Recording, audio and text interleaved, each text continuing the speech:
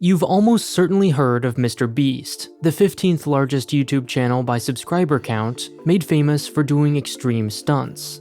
When you see a MrBeast thumbnail, your first thought is, there's no way that's real. There's no way he actually gave a random fan 40 cars. There's no way he actually bought a private island, or planted 20 million trees. If the internet has taught us anything, it's don't believe what you see. Today, if you really were the 1 millionth visitor, you'd never know. And yet, Jimmy Donaldson actually follows through. It's honest clickbait, in a way that brings back some of that early internet magic.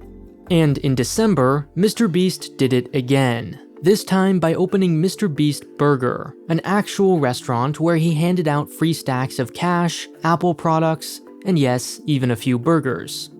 At the end of the video, viewers at home were told they too could order a burger from one of its 300 locations across the country. Residents of towns as small as Evanston, Wyoming, population 11,000, and Topsham, Maine, population 8,000, were surprised to find they too had a local MrBeast Burger location. The app was so popular, in fact, that it crashed on that first day. 2 months later, over 1 million burgers had been sold. Now, MrBeast had the unique advantage of not needing to spend a dime on marketing, which might make this whole concept look like just another influencer brand or publicity stunt. But the most fascinating thing about MrBeast Burger is the fact that it's actually not unique. The way he opened 300 locations in only a matter of months is the same way tens of thousands of restaurants have stayed alive during the pandemic, and a sign of where the restaurant industry might be headed. Sponsored by CuriosityStream and Nebula, where you can watch the extended version of this video. No industry has been left untouched by the pandemic, but some have been forced to adapt more than others.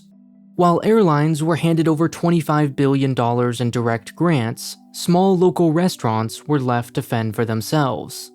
According to the National Restaurant Association, $131 billion in sales were lost in just the first 5 months of the pandemic alone.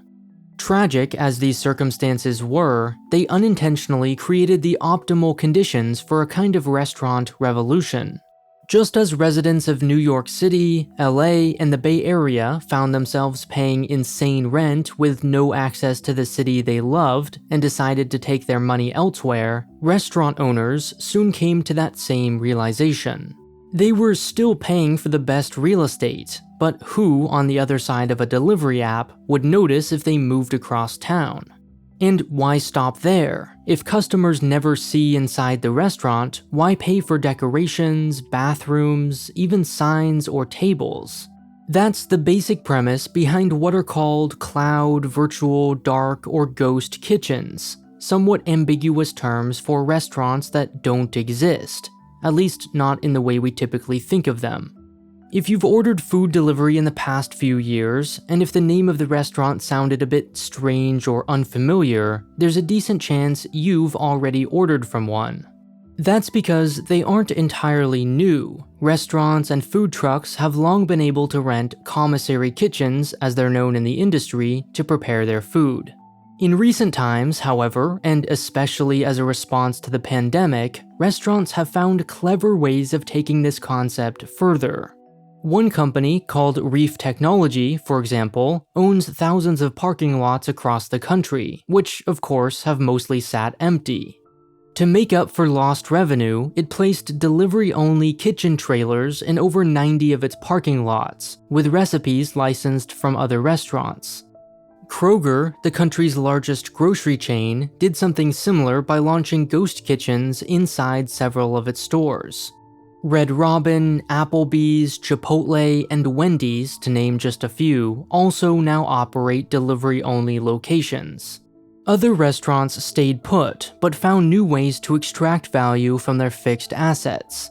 One of the biggest problems with restaurants in general is that, for the most part, people only eat during certain times of the day, which means equipment, staff, and valuable real estate sit unused for most of the 24-hour day. But nothing says they have to. In the same way that Airbnb and Turo allow individuals to make extra money from the time they're not using their home or car, many restaurants now rent out their unused kitchen time, which is how MrBeast pulled off MrBeast Burger. Your delivery driver will never see a MrBeast sign. Instead, they might be directed to a Bravo Italian Kitchen or Hero's Grill, real restaurants whose kitchens have been hired by MrBeast to produce his burgers using his recipes. Guy Fieri also partnered with existing restaurants to create 130 Flavortown kitchens. Another way for restaurants to make some extra cash is by launching their own ghost kitchens. A Mexican restaurant, for example, might launch a delivery-only brand of Japanese food operating out of the same kitchen, without any of its customers knowing the difference. You can even buy a ghost kitchen franchise package. For an upfront fee of $2,000, Chicago-based Wow Bao will send you all the training and equipment you need to sell its Asian food out of your restaurant. In fact, some have turned this into a feature. Since multiple brands are cooked from the same kitchen, they allow you to mix and match cuisines for the same delivery fee. So, for example, you could order some tacos, sushi, and bubble tea all at the same time. Usually though, customers have no idea where their food comes from. Last year, for instance, a woman in Philadelphia ordered pizza from what she believed to be a locally owned restaurant. When it arrived, it tasted a bit familiar, and not in a good way. After doing some digging, she discovered this local restaurant was actually Chuck E. Cheese, using a fictional name on Grubhub. It's reminiscent of the white label industry on Amazon, where sellers buy, repackage, and resell products under different brand names. For better or worse, this is the next frontier in the industry, the Amazonification of food. Kitchens are slowly becoming anonymous warehouses.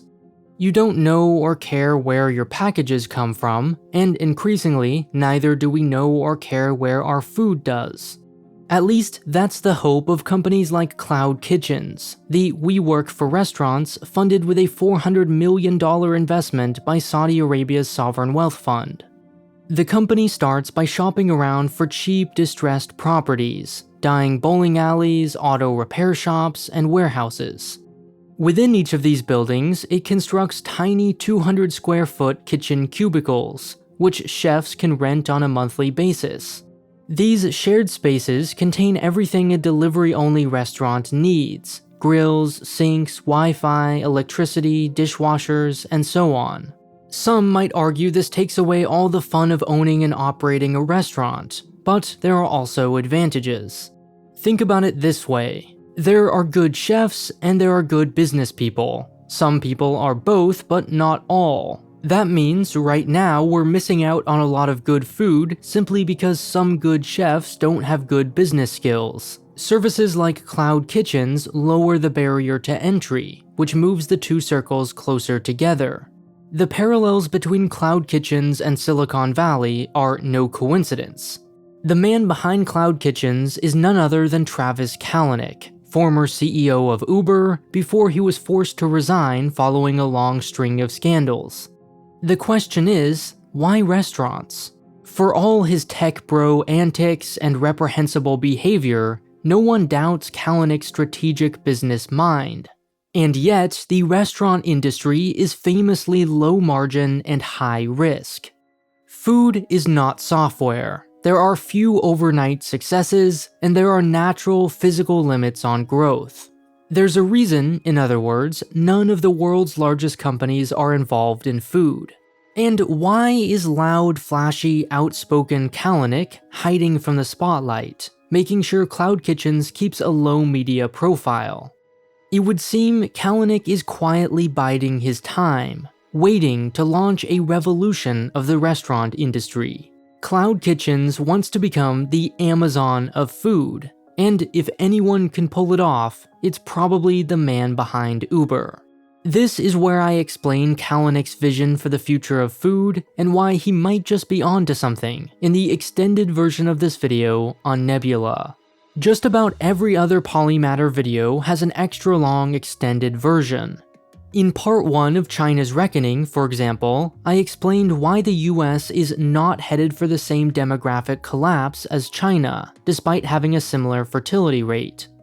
Nebula is the streaming site I helped create to give a home to more experimental, long-form, and special videos, like Sam from Wendover's Trivia Show, Joe Scott's Mysteries of the Human Body, and H-Bomber Guy's breakdown of the True Detective intro. There are no ads, videos are available early, and you can watch entirely exclusive original content.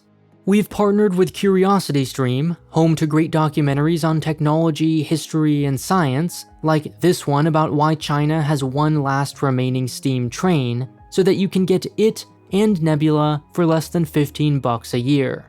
Sign up with the link in the description and watch the extended version of this video over on Nebula.